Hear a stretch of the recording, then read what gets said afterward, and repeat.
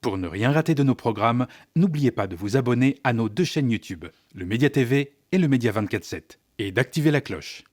Bonjour à toutes et à tous, ravi de vous retrouver sur Le Média pour le récap, votre rendez-vous quotidien d'actualité. Du lundi au jeudi, on revient sur un sujet sans filtre et sans langue de bois. Alors avant d'entrer dans le vif du sujet, un message important, nous avons besoin de vous. Le Média lance Riposte, une campagne de financement citoyen pour renforcer une information libre, indépendante et populaire.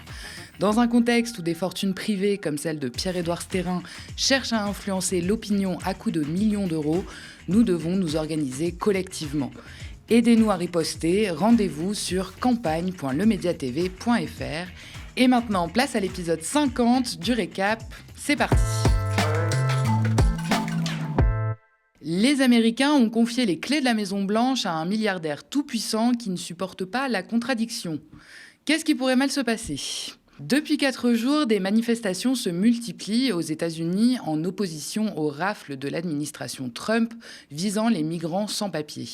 L'épicentre de la mobilisation est en Californie, notamment à Los Angeles et à Paramount, une banlieue hispanophone de la métropole. La police anti-immigration, l'ICE, multiplie depuis plusieurs semaines les arrestations de sans-papiers. Le 6 juin, l'arrestation d'une quarantaine de migrants à Los Angeles par les policiers de l'immigration met le feu aux poudres. Des heurts entre les manifestants et la police ont alors éclaté. En réponse, comme si la répression violente de la police ne suffisait pas, Donald Trump, en plein délire autoritaire, a décidé d'envoyer 2000 membres de la Garde nationale, une force militaire, sans même que le gouverneur n'en fasse la demande. Cette décision a été justifiée par la porte-parole de Trump qui évoque un remède à l'anarchie qu'on a laissé prospérer, je cite, estimant que les dirigeants démocrates californiens sont des incapables. Lundi, alors que les affrontements ont perduré pendant le week-end, Donald Trump a été encore plus loin.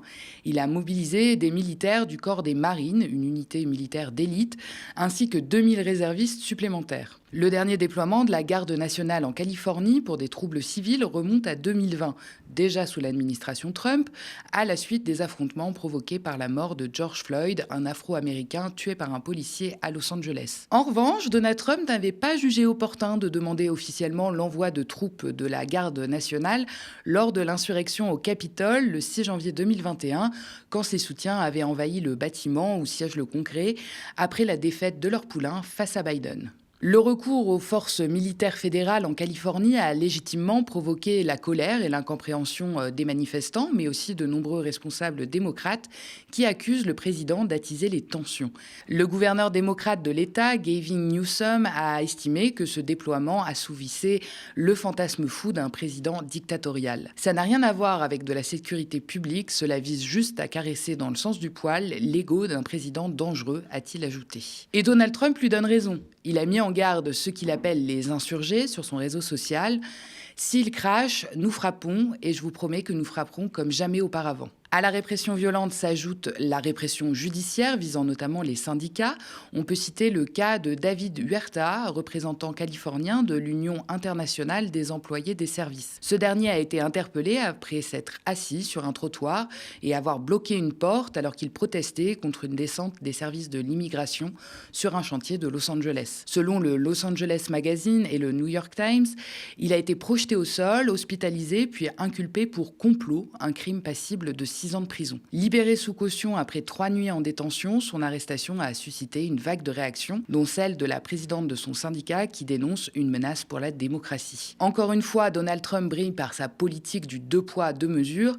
Les émeutiers du Capitole, dont les actions ont été qualifiées de noble cause par Trump, ont eux bénéficié de la grâce présidentielle. Et alors les syndicalistes ne sont pas les seuls à être ciblés par la répression, les journalistes aussi. La vidéo d'une journaliste australienne très nettement identifiable a beaucoup circulé notamment sur les réseaux sociaux. Elle est la cible d'un tir de LBD alors qu'elle couvre une manifestation à Los Angeles.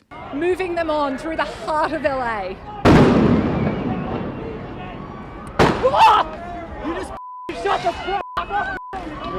Face à cette grave dérive autoritaire, le procureur général de Californie, Rob Bonta, a contre-attaqué. Il a annoncé lundi poursuivre Donald Trump en justice, estimant que son choix de mobiliser la garde nationale sans l'aval du gouverneur violait la Constitution. En partenariat avec le gouverneur Gavin Newsom, je poursuis le président Trump et demande au tribunal d'annuler l'action illégale du président visant à fédéraliser la garde nationale californienne. Avec cet ordre, messieurs Trump et Exet ont ignoré l'expertise et les conseils des forces de l'ordre et ont piétiné la souveraineté de notre État, la Californie. Malgré la répression inédite qui s'abat sur eux, les manifestants ne cèdent pas et continuent à dénoncer la politique brutale et injuste de Trump.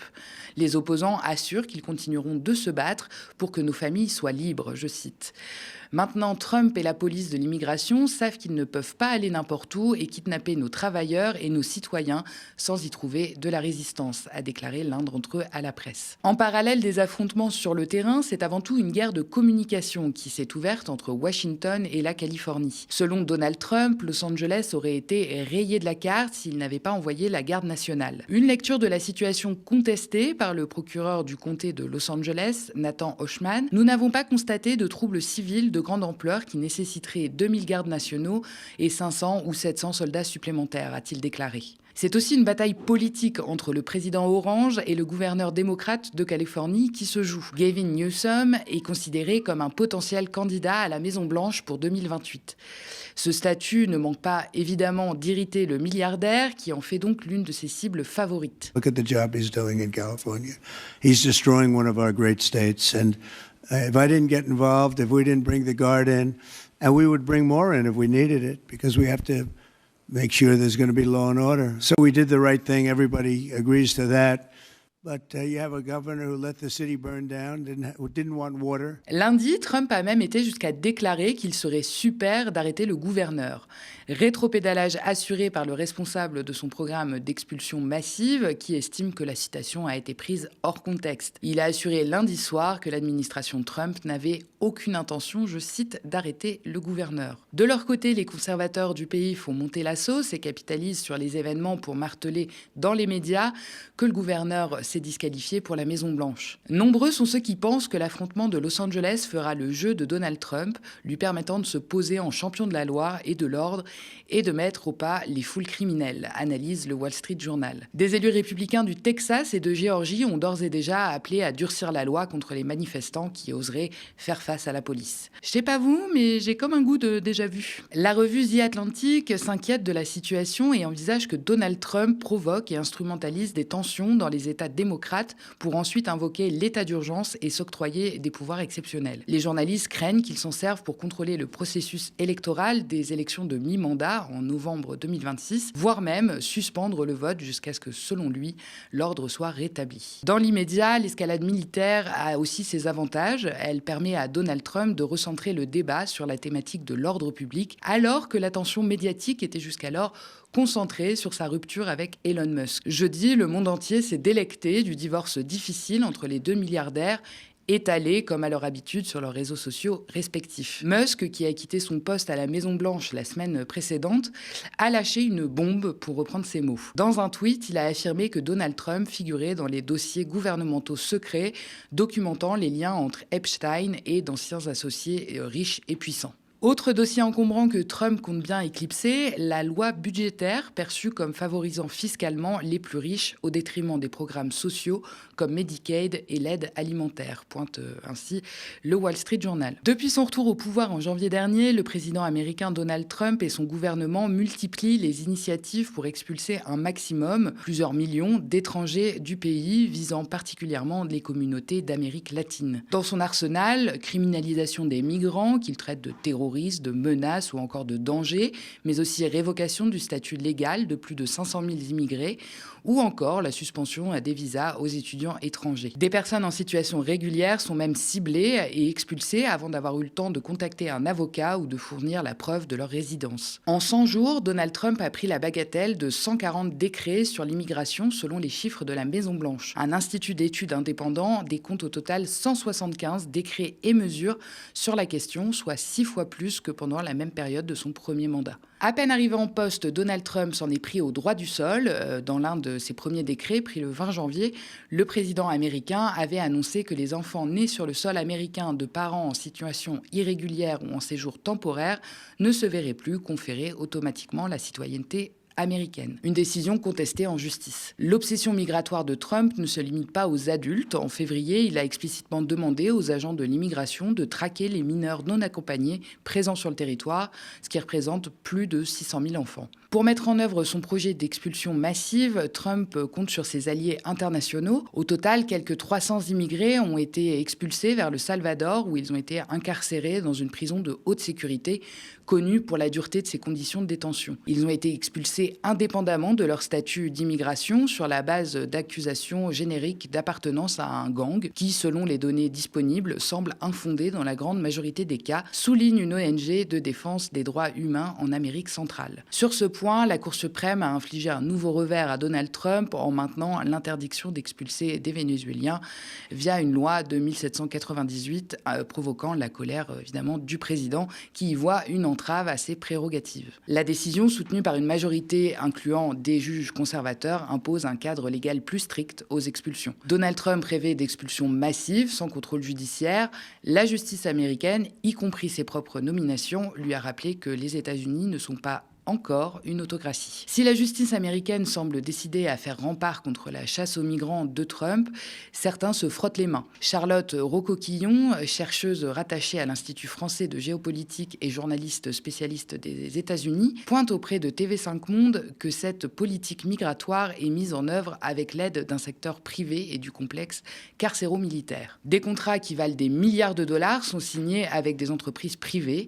Certaines développent notamment des technologies d'intelligence artificielle, des logiciels et des bases de données qui recensent toutes les informations sur les migrants. Un véritable fichage organisé des lieux de travail, du nombre d'enfants, leur âge, les réseaux sociaux, mais aussi toutes les données gouvernementales et privées à disposition. Ces éléments permettent ensuite de surveiller et de réprimer les migrants, explique la chercheuse. C'est tout un business qui se crée autour de la traque des migrants. Les secteurs aériens et de transport bénéficient des rapatriements de migrants, tout comme les secteurs de la sécurité, de la police ou encore de l'armement et tous les services de sous-traitance qui apportent des repas aux migrants. Au-delà de l'enjeu politique, il y a aussi un enjeu économique, conclut-elle. Trump, qui fait de la chasse aux migrants un spectacle autoritaire depuis des mois, vient de franchir un nouveau cap en envoyant l'armée contre ses propres citoyens. Les États-Unis basculent désormais dans un état policier où toute opposition est traquée au nom des obsessions d'un homme. Cette stratégie n'a rien d'inédit. Comme en France, où l'on agite le fantasme de la submersion pour mieux faire oublier les vrais enjeux, le pouvoir se nourrit de la peur et des boucs émissaires. La justice, dernier rempart, résiste encore. Mais jusqu'à quand ? Jusqu'où devra-t-on descendre dans la répression avant de comprendre que le vrai péril n'est pas dans les boat people ou les caravanes de migrants, mais dans ces dirigeants qui sacrifient les libertés sur l'autel de leur soif de pouvoir.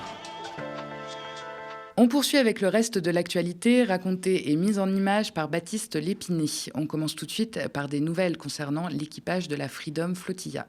4 Français de la Gaza Freedom Flotilla, toujours détenus. Arrivés pour briser le blocus de la bande de Gaza et alertés sur la situation humanitaire désastreuse, les 12 militants ont été stoppés par l'armée israélienne dans les eaux internationales. Ils ont ensuite été escortés jusqu'au port d'Ashdod par 2 navires de la marine avant d'être emmenés à l'aéroport de Tel Aviv où ils ont pu rencontrer des diplomates. Je souhaite en tout cas qu'ils puissent rentrer au plus vite sur le territoire national et les agents de notre poste sur place sont pleinement mobilisés pour exercer leur mission, la mission de protection consulaire vis-à-vis de tous nos ressortissants et en particulier de ces 6 ressortissants-là. Sur les 6 ressortissants français, 2 ont accepté d'être expulsés vers la France, le médecin Baptiste André et le journaliste d'Al Jazeera Omar Fayad. 4 autres ont refusé de signer les documents d'expulsion et sont donc toujours détenus en Israël avant d'être traduits devant une autorité judiciaire. Hier, des manifestations dans plusieurs villes de France ont appelé à leur libération et ont dénoncé l'absence de nouvelles données aux proches des ressortissants retenus.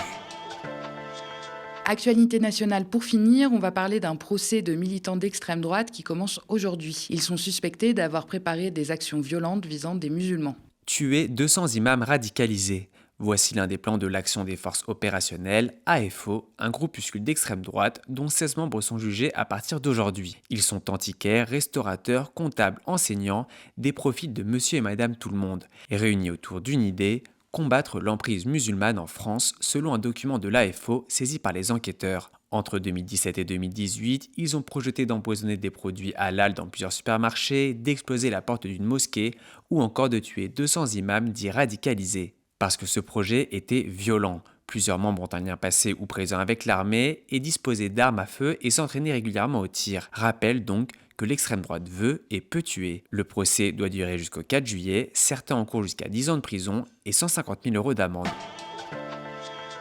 Merci d'avoir regardé cette nouvelle édition du Récap. N'hésitez pas à nous laisser vos impressions en commentaire si vous nous regardez sur YouTube ou via email si vous nous regardez à la télé. L'extrême droite, aidée par des médias financés par les milliardaires, cherche à imposer sa vision en muselant la diversité des voix et en bafouant le pluralisme. Pour riposter, le média lance Riposte, une campagne citoyenne cruciale pour bâtir une chaîne d'information indépendante et populaire. Sur les réseaux sociaux et la TNT francilienne, nous voulons porter les voix qui dérangent, celles qu'on ne veut pas entendre ailleurs. Cette bataille pour la démocratie nous concerne tous, alors rejoignez-nous et soutenez la riposte sur campagne.lemediatv.fr. Et tant qu'on y est, abonnez-vous aussi à nos 2 chaînes YouTube, le Média TV et le Média 24/7, pour ne rien rater de nos programmes. Très bonne soirée sur le Média.